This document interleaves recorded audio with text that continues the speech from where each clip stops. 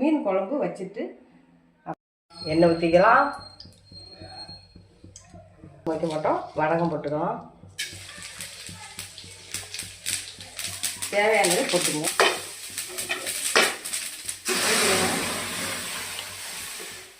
எண்ணெய் ஊற்றி போட்டோன்னே ஊற்றிருக்கேன், இல்லாட்டி கருப்பாயிடும். அதுதான் ஊற்றியாச்சு. மீன் மாங்காவும் போட்டுக்கலாம். வாங்க எங்கள் வீட்டுக்கு மீன் வந்து சாப்பிடாது. மூடிக்கலாம். கொதிச்சோட மீன் மாங்காய் போட்டுக்கலாம். மீனை போட்டுருவோம். கொதிச்சோட மீனை போட்டுருவோம், தண்ணி இல்லாமல். நல்லா கை மீனை போட்டு கழுவிங்க, கழிச்சு இல்லாமல் இருக்கும் மீன்.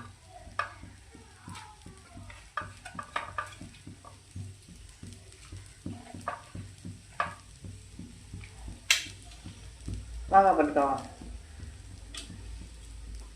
கிண்டி விட்டுட்டு ஒரு கொதி வந்தோன்னா ஆஃப் பண்ணிடுங்க. இப்போ எப்படி வேணும் நல்லா கிண்டி விடுங்க, அப்புறமா கிண்டாடுங்க, குறைச்சிடும். சரிங்களா?